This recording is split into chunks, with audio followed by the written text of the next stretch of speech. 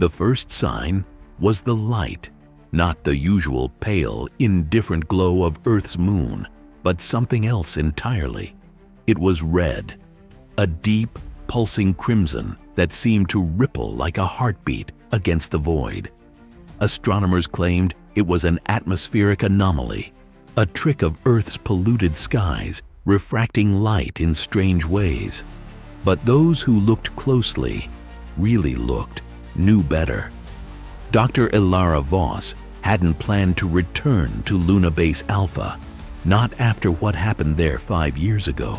But when the crimson light spread like veins across the moon's surface, she had no choice. The base had gone dark 3 days prior. No communication, no distress calls, just silence and the light. The shuttle, Dauntless, docked with the skeletal remains of the base, its metallic shell scarred from years of micrometeorite impacts and neglect. As Elara floated through the airlock, the familiar hiss of decompression greeted her like an old ghost. Inside, the corridors were coated with a fine dust, glittering faintly under her helmet's light. Stardust, they used to call it. But this wasn't the silver dust she remembered. It was red.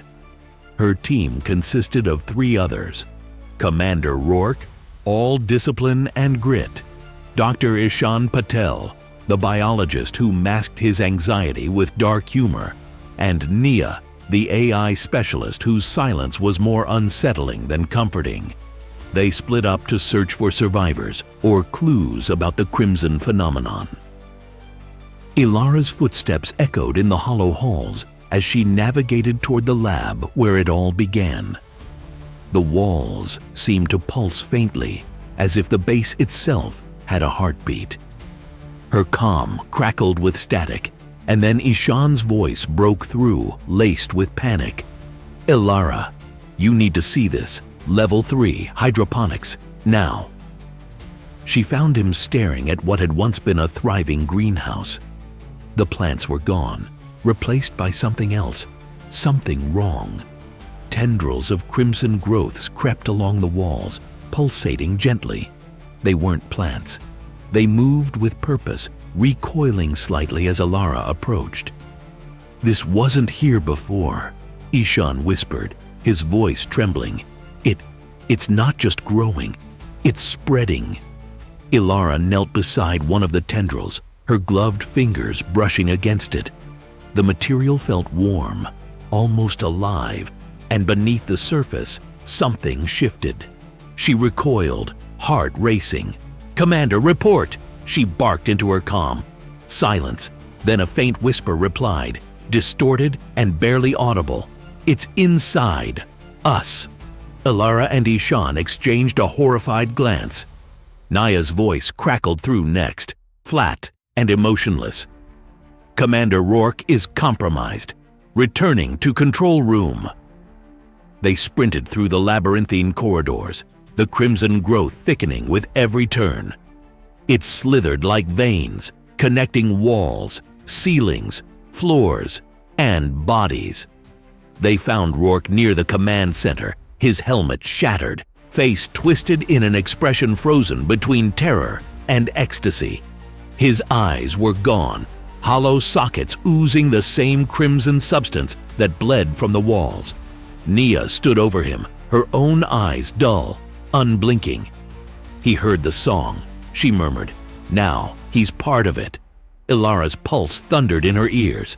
"What song?" Nia slowly turned her head, and for the first time, Elara noticed the faint trickle of crimson leaking from the corners of her own eyes. "Can't you hear it?" Elara stumbled back, her breath ragged within the confines of her helmet. Naya's question hung in the stale, recycled air, its weight pressing into Elara's chest.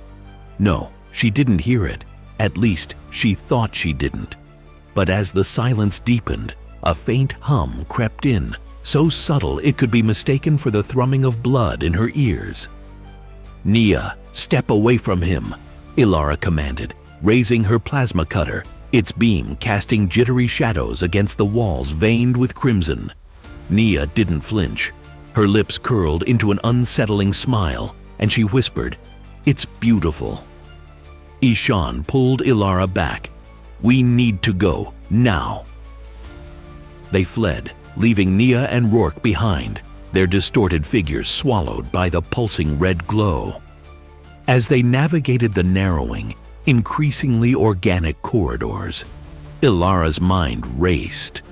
The base wasn't just infected, it was transforming. They sealed themselves in the medical bay, barricading the door with overturned equipment. The sterile white walls provided a brief illusion of safety. Elara tried to steady her shaking hands as Ishan frantically searched for answers in the base's medical logs.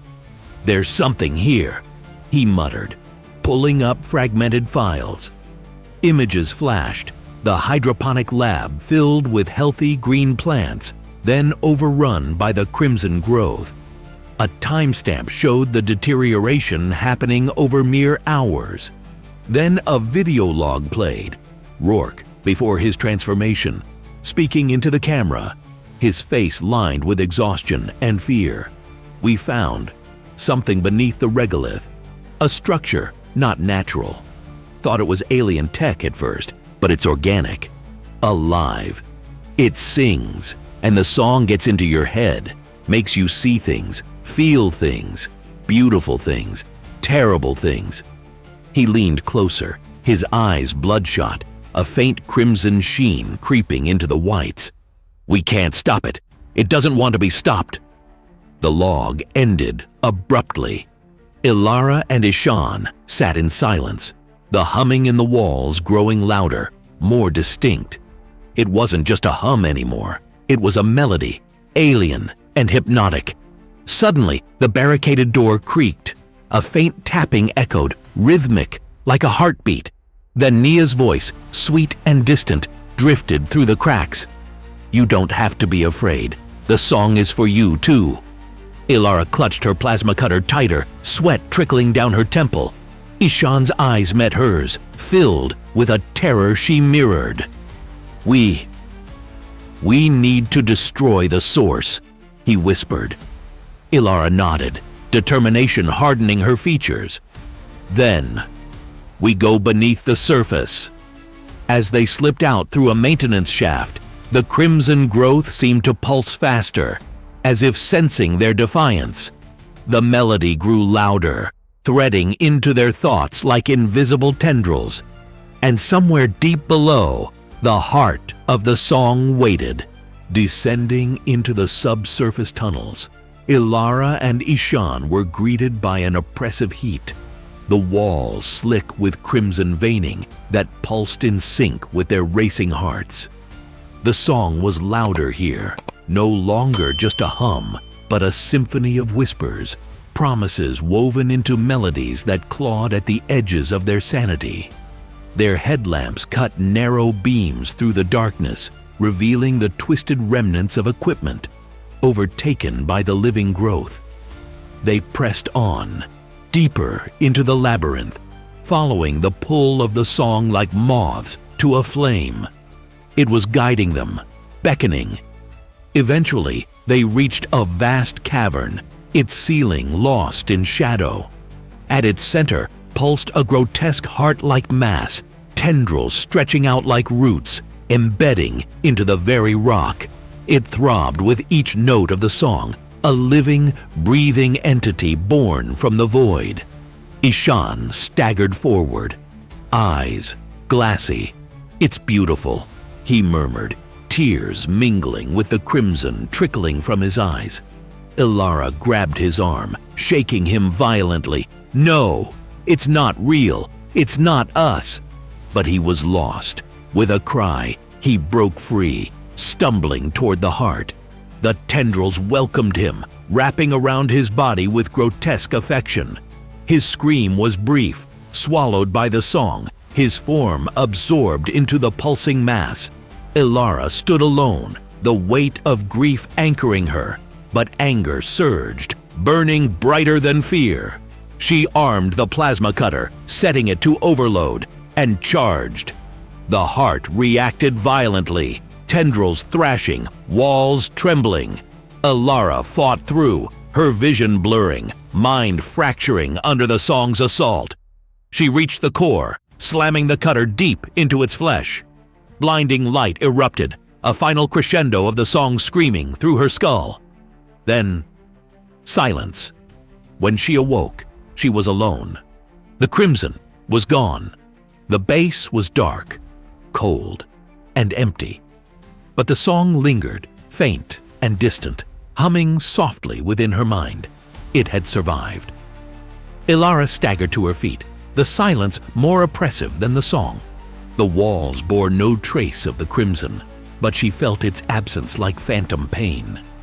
She stumbled through the dark corridors, her footsteps echoing in eerie solitude, searching for an escape that felt both necessary and meaningless. Reaching the surface, she gazed at Earth, its blue and green beauty untainted by the horrors she had faced. But something was different. A faint crimson shimmer pulsed along the horizon, like distant veins stretching across the planet's atmosphere. She collapsed to her knees, realizing the truth. The song hadn't just survived, it had spread.